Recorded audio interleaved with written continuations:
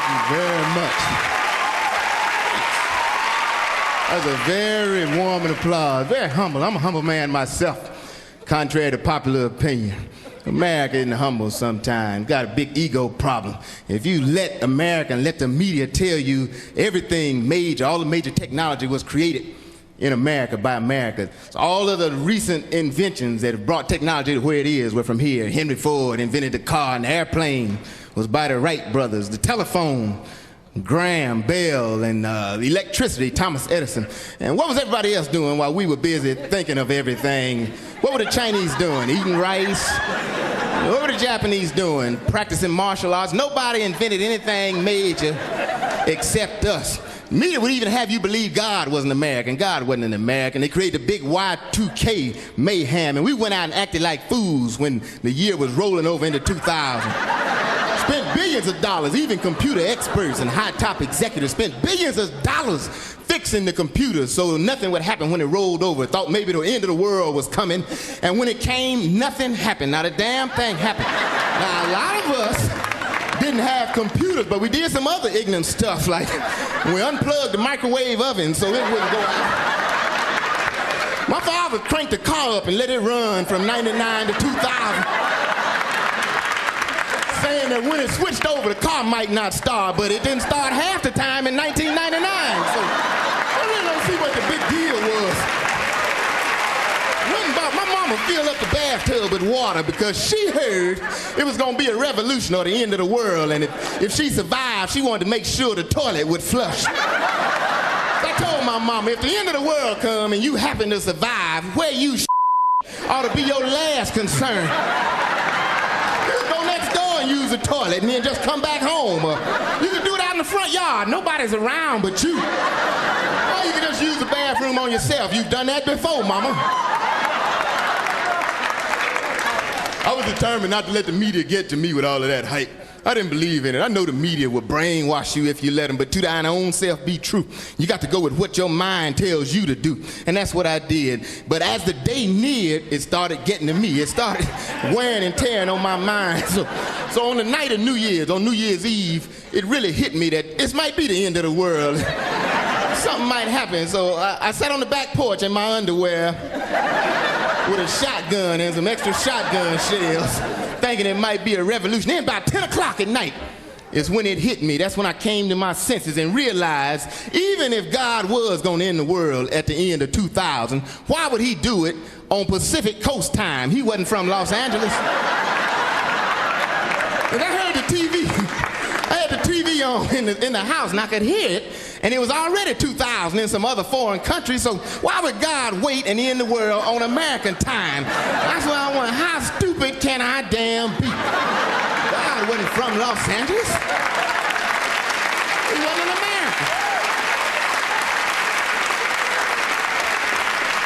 But the American media is so egotistical, they will have you believe that God wasn't American. A lot of people would have you believe God is white. God ain't white. And if he was white, he wouldn't end the world anyway. He'd stand back and let somebody else end it. Then if it turned out good, he'd step up and try to take credit for it.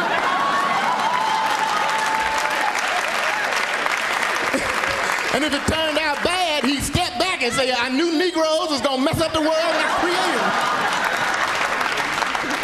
them. God wasn't white, God wasn't black either.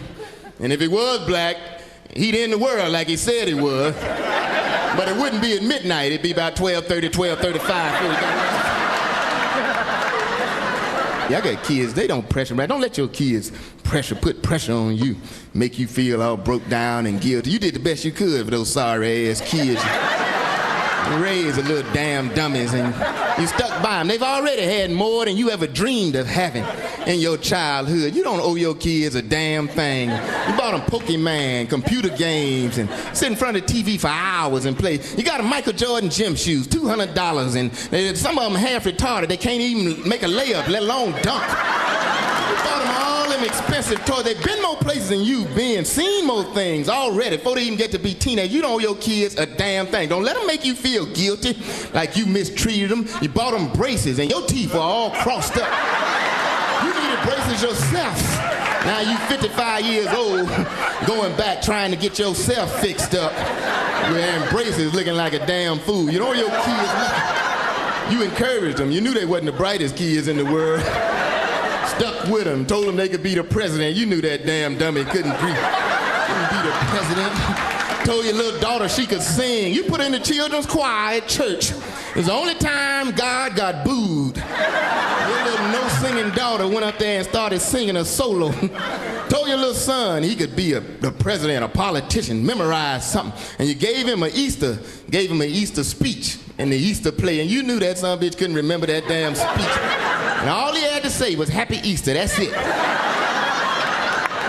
You had it 6 months in advance. You went over it with him. Happy Easter, Johnny. That's all you got to say. You got it? I got it, Mama. Happy Easter. You went over with him. Day and night, you went over it with him. Happy Easter. I got it, Mama. Happy Easter. You dressed him up on Easter morning, put him in a yellow suit, and you put him out the car. And one last time, you said Happy Easter. All you got to do is go to the X in the pulpit and say Happy Easter. And Johnny got out the car and walked up to the X in the pulpit and said Merry Christmas and up the whole place.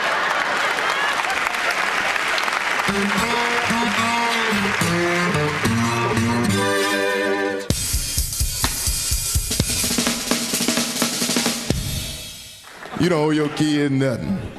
I made some money now. I don't owe my daddy nothing. My dad got his hand out. Hey, I stuck with you. That's what he said. Yeah, because you didn't want to pay them child support payments. You stuck with me, but you wasn't the perfect dad. What kind of father tried to kill his son? And you tried several times, but Mama saved my ass from you. She told me what you were up to. And you know, what kind of father has his son in the car and tells him to take his seatbelt off, huh? I'm not taking his seatbelt off. Mama warned me about you. Tried to get me to play Little League football without a helmet. You trying to get me killed. The rest of the kids got on helmets. Even Big Head Johnny, we call him Helmet Head with no helmet. He got a helmet on. I'm not taking off this helmet. Told me to jump in the water. You know I can't swim, Daddy. Well, if you don't try, you'll never learn. Well, take me to a swimming pool with the rest of the kids. I ain't getting out this boat without a life jacket on. My daddy said, well, I'll just take you back to the house. I said, well, let's ride. So I'm sitting up in the car with a seatbelt on, a life jacket, and a football helmet. You get me back to my mama, I'd take it off. And my mama, that's who I helped. That's who raised me. That's who really raised you. Your dad not around that much, your mama. So when I made some money, I went back and took care of my mama. I tried to buy her some stuff, bought my mom, tried to get her a house, get her to move. She's sentimentally attached to the house where we grew up 40 years ago. House didn't cost but $17,000. My mama is not gonna move, but she'll sure let me remodel the hell out of that piece of shit. I done put up $92,000 worth of paneling, that's all she knew. Little stuff, I still just give her money. She doesn't even believe the money I gave her initially is in the bank. She's never seen that many zeros before. She's going to get her hair done the other day. I gave her $100. I knew it couldn't be more than that. She only had 3 strands of hair, that's it. Just some bangs in the front. That's $33 a strand. I know it can't be more than that, Mama. And when she came back, I wanted to whip everybody's ass at the beauty shop because she came back with a weave. 74 years old, you don't need no weave, Mama. And it doesn't match the rest of the hair on your face. How can you have little red nappy eyebrows, red mustache, red hair on your chest, long silky black hair hanging down your back? I knew my mama couldn't manage that kind of hair. High blood pressure, sugar, diabetes, gout. She raised her hand up over here, she'd lose her balance. My mama taught us common sense. That's what you got to have, a lot of common sense. My mama didn't have a lot of fancy medicine. You didn't need them. My mama had a backhand. That's what she raised us with, just a swift backhand. No Ritalin, Percodan, Prozac to calm you down. She backhanded you, and whatever was wrong with you, you got over it. And even if you were sick, you started feeling better once Mama backhanded you. She slapped you with a knuckle sandwich. My mama didn't know what fancy terms were. There wasn't no muscular sclerosis and that. You were just acting bad, and you couldn't blame acting bad on any social inconsistencies. You were just a bad child. There were good children and bad children. That's all there was to it. And a backhand would heal anything. My kindergarten teacher was the first one to recognize something wasn't quite right with me, and she called my mama and said, Miss Curry, we sending DC to the house. We think he's retarded. My mama didn't know what retarded meant. She said, send him on home. I bet he won't be retarded tomorrow.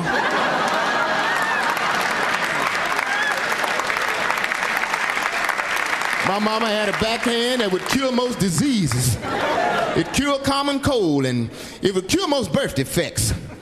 We had some birth defects. I don't know if mom and daddy were related or what, but something was wrong with every child in my family. You'd think one of us would come out normal, but it didn't happen. My sister was she was crisscross-eyed, because the eyes went cross and looked like they came back and crossed again. She could see round the corner of a building. You would think my mama would take her to an optometrist. Eye doctor, what's that? My mama just looked at my sister and said, you got one more time to roll that eye at me. My sister said, I ain't trying to roll it. Something is wrong with me. My mama backhanded my sister. 37 years ago, my sister can see straighter than anybody in here. I was crippled. I was born like that. I just found out the other day. My tailor was measuring my legs, said one of your legs is an inch shorter than the other one. I said, I knew it was something wrong with my ass. Tried to tell my mama. She thought I was pimping. Now I'm limping. Something's wrong with me, mama. You think they take me down to the foot doctor. I seen folk like this. You buy one little shoe and one great big shoe to help them walk.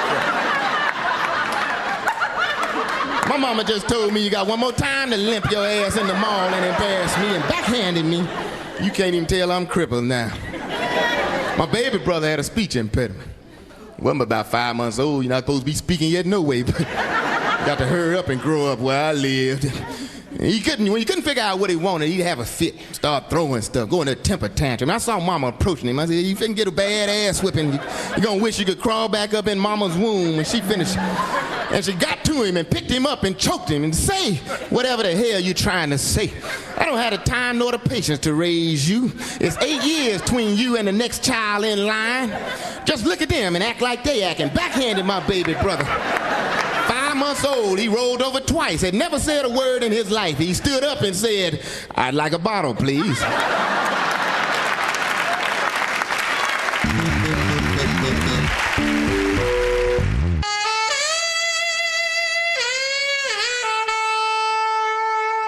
Common sense, that's how I make my financial decisions. That's how I decide that's why I voted for Bill Clinton. I voted for Bill Clinton.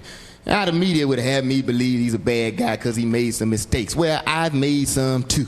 And so have you. So has Ken Starr. So it's hypocritical for me to be tripping because he dropped his drawers in front of a woman. That's who you're supposed to drop your drawers. I wasn't tripping about the money. I wasn't tripping about the money he stole from the bank. I didn't have no money in the bank at the time, so that didn't bother me. I voted for Bill Clinton because he seemed to be connected with the average person. That's the only reason, that's the only thing you can count on anyway. You don't know all the statistics they quote, and you don't know if it's true or not. So I just look at them and watch what they do and figure out whether I personally like them or not. I should run for president myself. I'd straighten out a lot of things. A lot of people I'd lock up. I know you got pardons, but y'all be able to lock up some people too. Just on suspicion alone. I'd lock up some people that get on the Jerry Springer show. I don't understand that. I understood it years ago when the show first came out. You thought you were in for a happy family reunion, so you showed up in a new outfit, wave, and then you sat down and found out your mama was a man. So you had to throw something at somebody. That was understandable. But the show been on 7 or 8 years now. Come on. You know what's happening if Jerry Springer calls you. Something in your immediate family is dysfunctional. So if I get a call from the Jerry folk, you're not gonna get me on national TV and embarrass me, because soon as I hear who it is, I'm killing my mama and daddy, killing my kids. I'm gonna show up on the show, but ain't gonna surprise me. And Jerry gonna say, how you doing? I'm all right, how you doing, Jerry? I got a surprise for you, DC. Nope, I got a surprise for you, Jerry. Ain't none of your surprise guests coming, because I didn't kill all that. Touchy subject. Huh? I'd lock up the parents of JonBenet Ramsey. Now that's a sad case to me. You got plenty of evidence. I don't know what they're waiting on, but you should have locked them up, in my opinion, a long time ago. You got more evidence. You got more evidence. You got more evidence against them than you had against O.J. Simpson. And O.J. had so much evidence against him, I thought the O.J.'s had killed the folk. They should have locked up the Ramses a long time ago. I don't know if they actually had anything to do with the murder or not, but you should have locked them up for dressing that baby up like a hoe in the first damn place. High heel shoes and makeup don't belong on no baby child.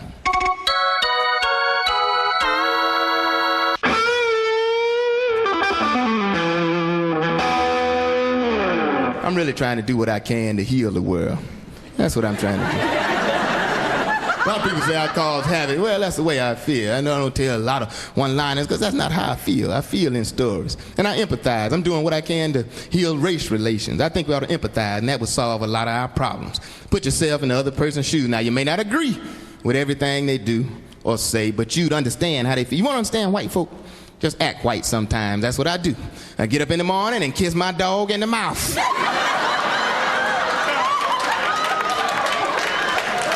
Sometimes I drive around town with one foot hanging out the window of the car.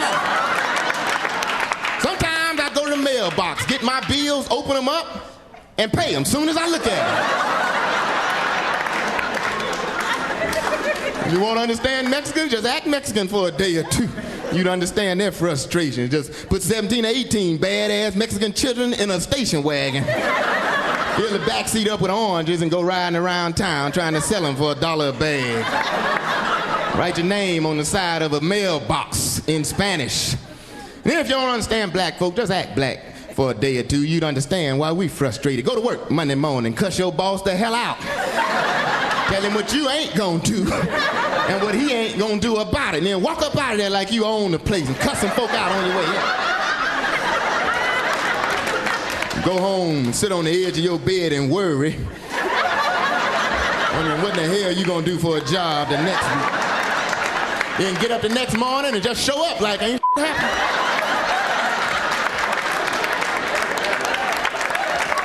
The world would be a better place.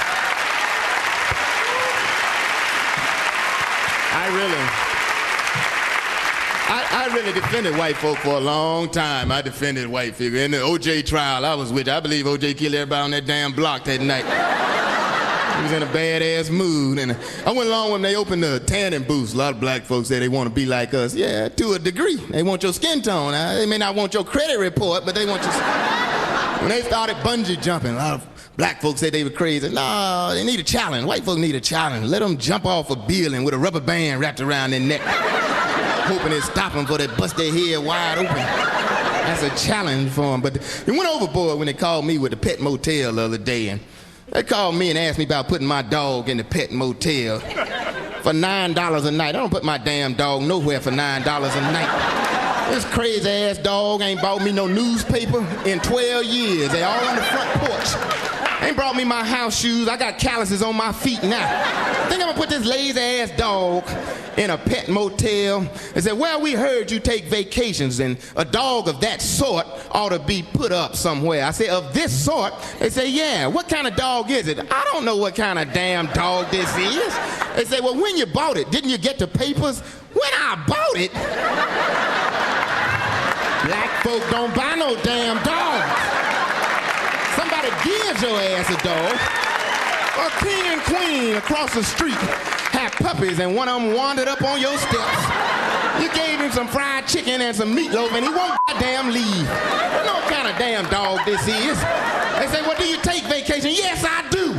Well, what you do with your dog when you take a vacation? I do the same thing my daddy did. I tie his ass up to a tree in the backyard, give him a big ass bucket of food and a big ass bucket of water and say, I'll see your ass in 2 or 3 weeks.